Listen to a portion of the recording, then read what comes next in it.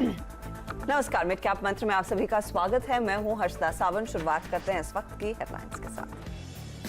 बाजार में लगातार तीसरे दिन तेजी, 15,900 के पार निकला Nifty. HDFC twins, UltraTech, Grasim से मिला तगड़ा सपोर्ट। निफ्टी बैंक सबसे ज्यादा करीब 425 पॉइंट उछला। मिड कैप इंडेक्स भी 0.5% ऊपर। सीमेंट शेयरों में फौलादी मजबूती, ऑल टाइम हाई पर अंबुजा और जेके लक्ष्मी सीमेंट। गुजरात सिद्धि में 5% की तेजी। करीब 8.5 साल की ऊंचाई पर पहुंचा स्टॉक। दूसरे सीमेंट स्टॉक्स में भी खरीदारी। और क्रूड में उछाल से एक्सप्लोरेशन कंपनियों का जोश high. HOEC, Aban offshore, Selan exploration सभी स्टॉक्स दौड़े। ONGC में भी आज तेजी का ही सौदा। प्रोडक्शन बढ़ाने पर ओपेक प्लस की डील नहीं होने से ब्रेंट $77 के पार निकला। और ऑटो शेयरों की रफ्तार और बढ़ी, 3 हफ्ते के उच्चतम स्तर पर निफ्टी ऑटो इंडेक्स। दाम बढ़ाने की खबरों से टाटा मोटर्स 2% ऊपर। फोर्स मोटर्स ने लगाई 16% की छलांग। दूसरे ऑटो स्टॉक्स में भी खरीदारी। और रियल्टी स्टॉक्स में दिखी रौनक, लगातार तीसरे दिन उछलकर 3 हफ्ते के ऊपरी स्तर पर निफ्टी रियल्टी इंडेक्स। मार्च अंत तक बिना बिके फ्लैट्स की इन्वेंट्री घटकर 2 साल के निचले स्तर पर आई। RBI की रिपोर्ट में हुआ खुलासा। और मार्केट के एक्शन पर नजरें रखिए, जहां पर मूड खरीदारी का है और आज की खरीदारी चौतरफा है।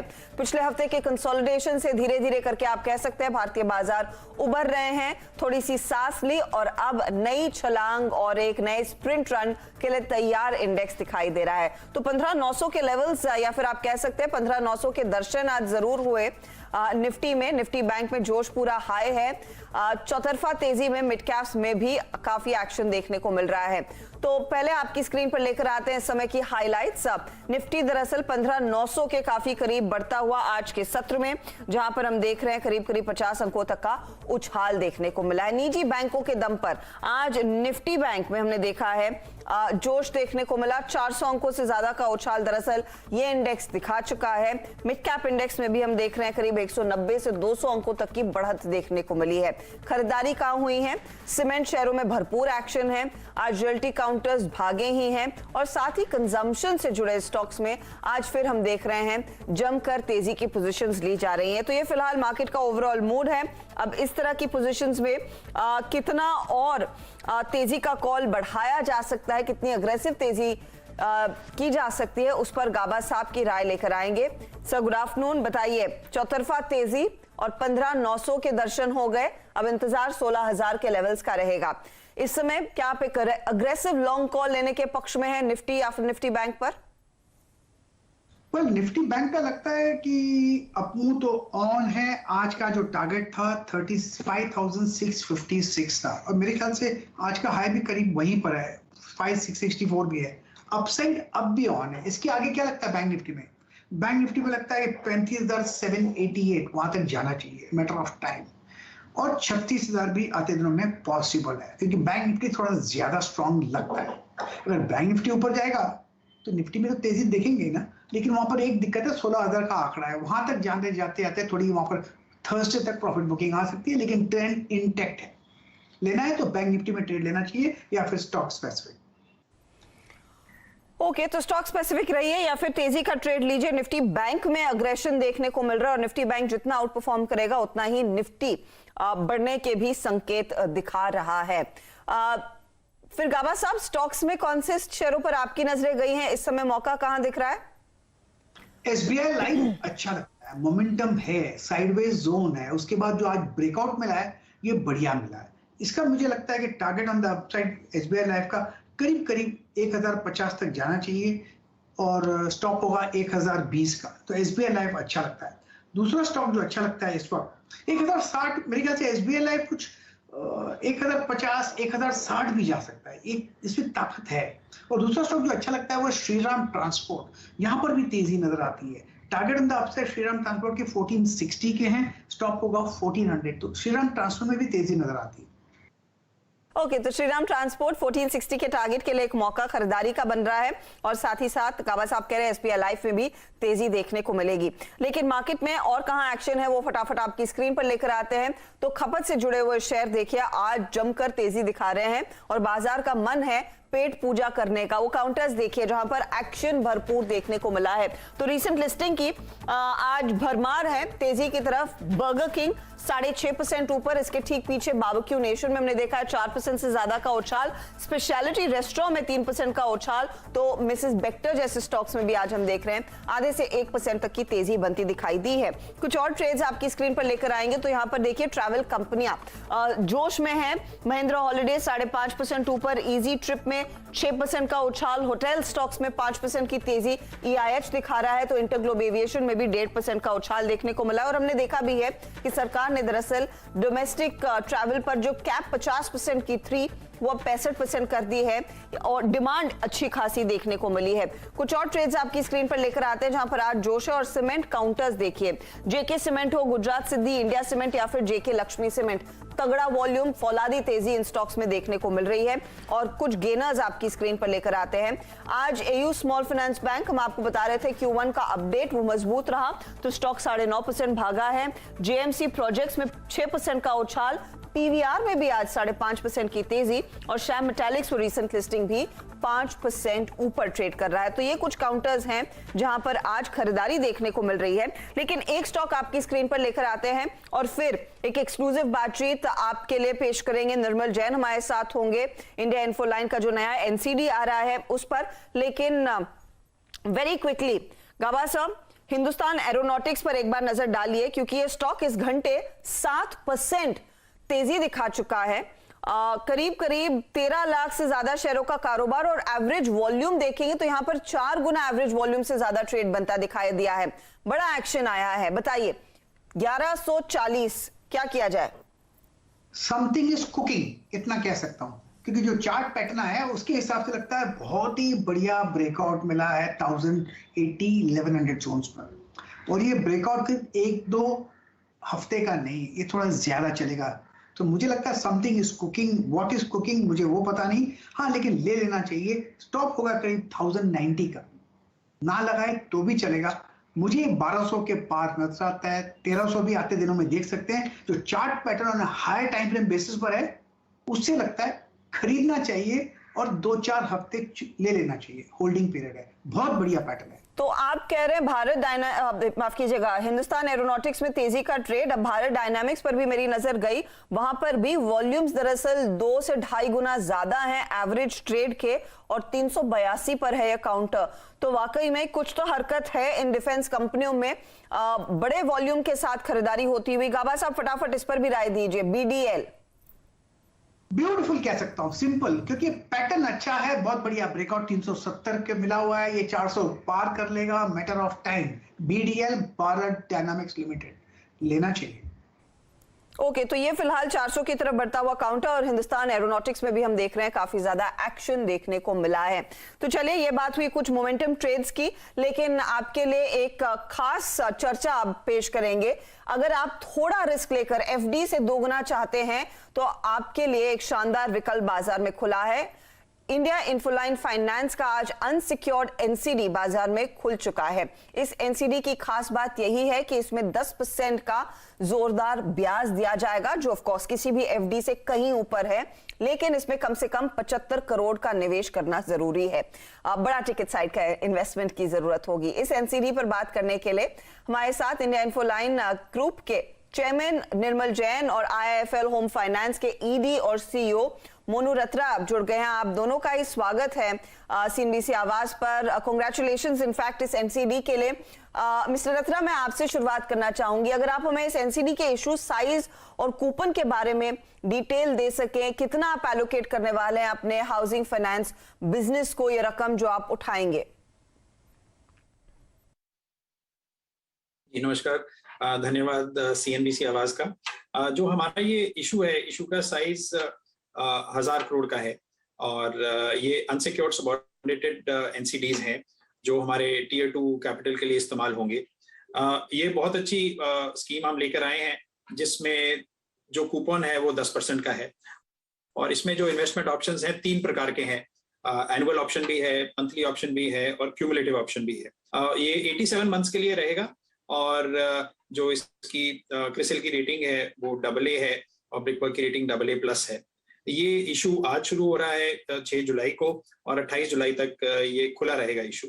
और ये जो इसके भी जो भी प्रोसीड्स होंगे वो हम इस्तेमाल करेंगे अपने बिजनेस को और बढ़ाने के लिए, और क्योंकि हमें लग रहा है कि अफोर्डेबल हाउसिंग में बहुत अच्छी अपॉर्चुनिटी है और हम इसमें काफी समय से अच्छा काम कर रहे हैं। ओके, तो आप कह रहे हैं एक बड़ी अपॉर्चुनिटी है।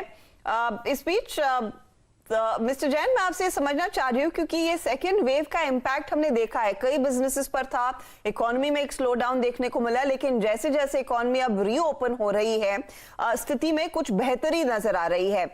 आप ऑन ग्राउंड क्या सिचुएशन को कैसे पढ़ रहे हैं?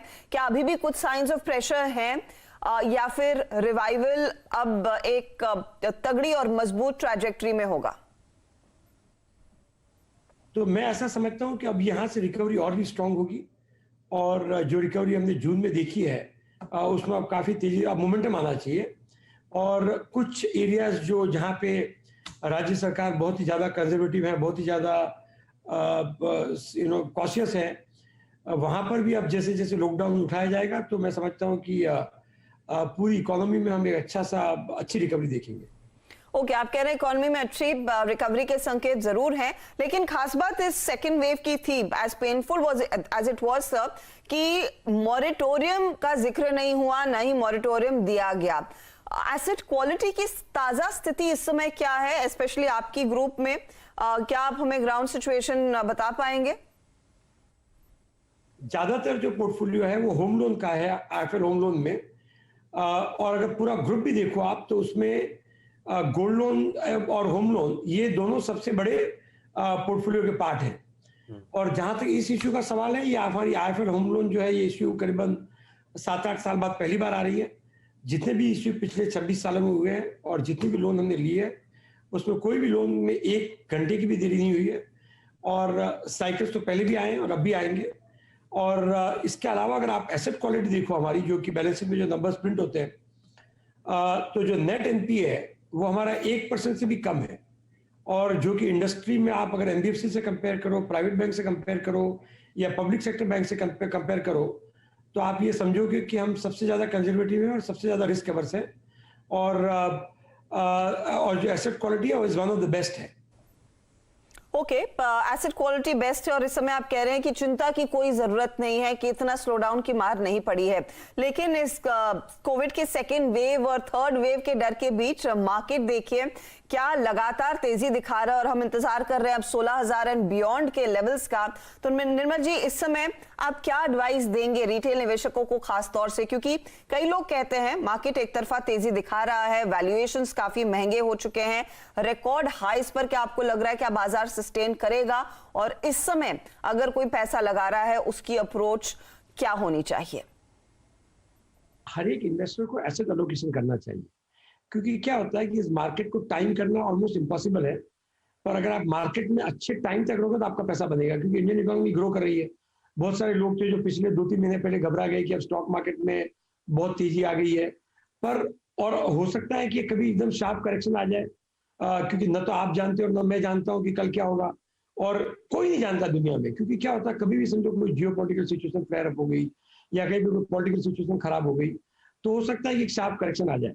तो इन्वेस्टर्स को क्या करना चाहिए, एसेट एलोकेशन करते हैं तो जैसे आपके पास कुछ पैसा है, आप पूरा का पूरा पैसा स्टॉक मार्केट में मत डालो, थोड़ा पैसा आप स्टॉक मार्केट में डालो, थोड़ा पैसा आप फिक्स इनकम में डालो। हो सकता है डिपेंडिंग ऑन आपकी वेल्थ कितनी है, थोड़ा सा पैसा आप गोल्ड या रियल एस्टेट में रखना चाहोगे। एक साधारण आदमी के लिए रियल एस्टेट में खुद का घर बहुत हो गया, और जो गोल्ड है उसमें आप 5 या 10% से ज्यादा इन्वेस्ट नहीं करना चाहिए।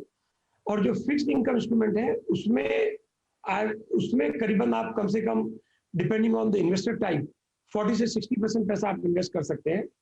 और उसके अंदर जो है आपके पास में जो इंस्ट्रूमेंट चॉइस है उसमें आईएफएल होम फाइनेंस का बॉन्ड भी एक अच्छा प्रोडक्ट है, क्योंकि उसमें इंटरेस्ट रेट भी ज्यादा है और सेफ्टी भी है। बहुत बहुत शुक्रिया निर्मल जैन और मिस्टर रात्रा हमारे लिए समय निकालने के लिए। तो बेसिकली मार्केट में वैल्यूएशंस भले ही आपको लग रहे हो आसमान छू रहे हैं, लेकिन इस समय एसेट एलोकेशन पर ज्यादा जोर दीजिए। इक्विटी के साथ साथ फिक्स्ड इनकम, गोल्ड में भी निवेश के मौके ढूंढिए ताकि आप मार्केट की वॉलेटिलिटी से सुरक्षित रहें। इस बीच बजाज फाइनेंस को स्क्रीन पर लेकर आएंगे। स्टॉक 6170 के लेवल्स पर आ चुका है। Q1 अपडेट आया है। यहां पर Q1 में डिपॉजिट्स में दरअसल 38.2% तक की वृद्धि देखने को मिली है। ये ईयर ऑन ईयर डेटा है माइंड यू, जो इस समय आया है। कस्टमर बेस पर ध्यान दीजिएगा, कस्टमर बेस 5 करोड़ से ज्यादा है। साल दर साल 17% की बढ़त देखने को मिली है कस्टमर बेस में, लेकिन अगर क्वार्टर ऑन क्वार्टर आप देखेंगे तो लगभग 4% तक का इजाफा देखने को मिल रहा है। तो तिमाही दर तिमाही आधार पर भी इंप्रूवमेंट देखने को मिली है। एवरेज डिपॉजिट्स जून 30 तक जो कंपनी ने शेयर किया है डेटा, उसमें 28,000 करोड़ कंपनी के हाथ में है। नए लोन्स किस तरह के बुक हुए हैं, 4.6 मिलियन ये डेटा सामने निकल कर आया कंपनी की ओर से। पिछले साल ये 1.8 मिलियन के थे। तो एक बहुत तगड़ी ग्रोथ की तरफ इशारा बजाज फाइनेंस का। Q1 के नंबर्स होंगे मजबूत और 6200 पर आ चुका है काउंटर। गाबा साहब काफी क्लोजली ट्रैक करते हैं।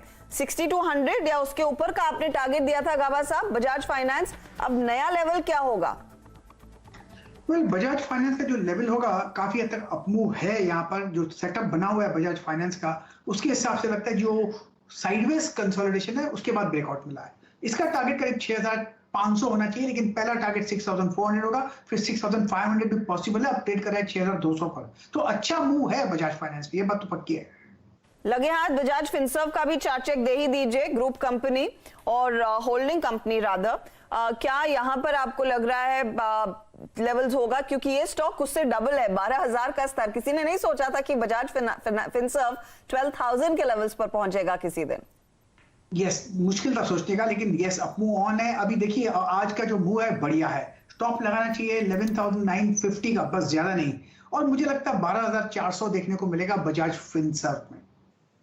12,400 बजाज फिनसर्व में, 6,500 बजाज फाइनेंस में। और ये आप कह सकते हैं आज दोपहर के बड़े ट्रेड्स है बजाज फिनसर्व और फाइनेंस उस Q1 अपडेट के चलते। चलिए वक्त हो रहा है एक ब्रेक का। ब्रेक में जाते जाते मैं आपको याद दिला दूं कि नेटवर्क 18 और फेडरल बैंक की संजीवनी गाड़ी देश के कोविड प्रभावित जिलों में पहुंच रही है ताकि वैक्सीन के प्रति लोगों की जागरूकता बढ़े। हमारी आपसे गुजारिश यही है कि आप भी इस मुहिम का सहयोग दें, वैक्सीन की अहमियत को लेकर जागरूकता जरूर बढ़ाएं।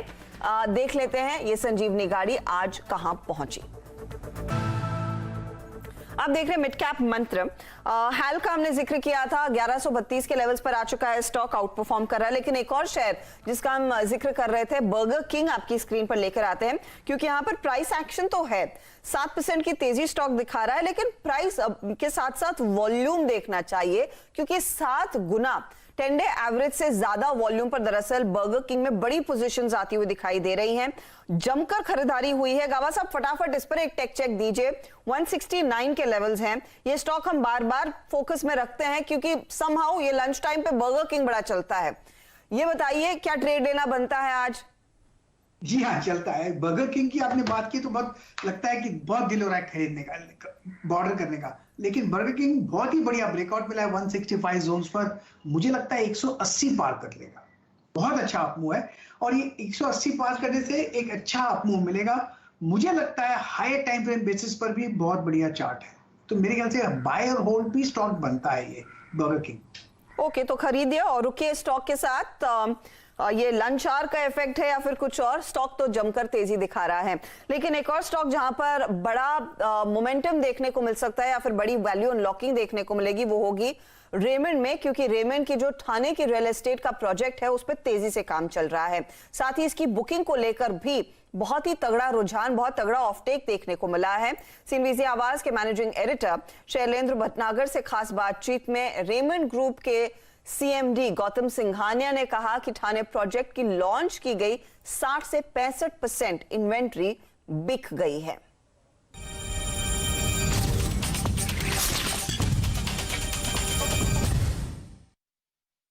किस तरीके से आप ठाणे में जो इतना बढ़िया प्रोजेक्ट चल रहा है उसमें प्रगति होते हुए दिख रहे हैं? हम लोग का जो प्रोजेक्ट है आज ठाणा का नंबर 1 प्रोजेक्ट है, हाईएस्ट सेलिंग प्रोजेक्ट है और 60-65% ऑफ लॉन्च्ड इन्वेंट्री बिक चुकी है। ये इसीलिए हुई है कि right product, right price, right place, trust in the brand. और आज के तारीख में हमारी पहली डिलीवरी, आज रेरा का जो कमिटमेंट है उससे 2 साल पहले हमारी पहली डिलीवरी होगी। आज ग्राहक को दिखता है कि रेमंड के प्रोजेक्ट एक बहुत तेज गति पे चल रही है और उससे उनको कॉन्फिडेंस आया है। 3 टावर तो ऊपर तक पहुंच चुके हैं।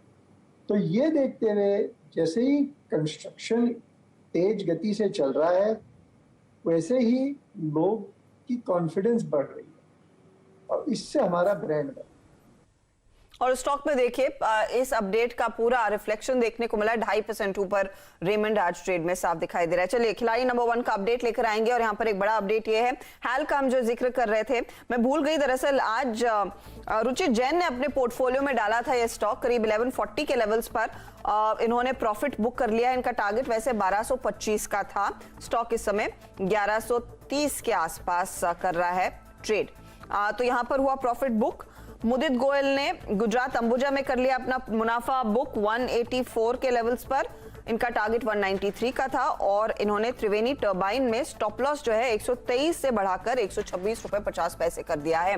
ताजा रिटर्न्स आपकी स्क्रीन पर, 7.5% के रिटर्न्स मुदित गोयल के, 3% के रिटर्न्स हो चुके हैं रुचित जैन और लगभग 2% के रिटर्न्स पर हैं अमित त्रिवेदी। ये है आपके लिए ताजा अपडेट खिलाड़ी नंबर 1 की ओर से। तो मार्केट में मोमेंटम और उसका फायदा हमारे जानकारों के हाथ भी लगता हुआ चौतरफा तेजी 15,900 के आसपास ही इस समय इंडेक्स घूम रहा है निफ्टी का। मिड कैप इंडेक्स 200 पॉइंट ऊपर और 400 पॉइंट से ज्यादा की बढ़त निफ्टी बैंक में देखी जा रही है। वक्त हो रहा है एक ब्रेक का। ब्रेक में जाते जाते मैं आपको बता दूं कि FIPP और सिलेरा 1 की रिपोर्ट के मुताबिक मनी कंट्रोल प्रो दुनिया की top 20 global digital news subscription service की लिस्ट में अब शामिल हो चुकी है।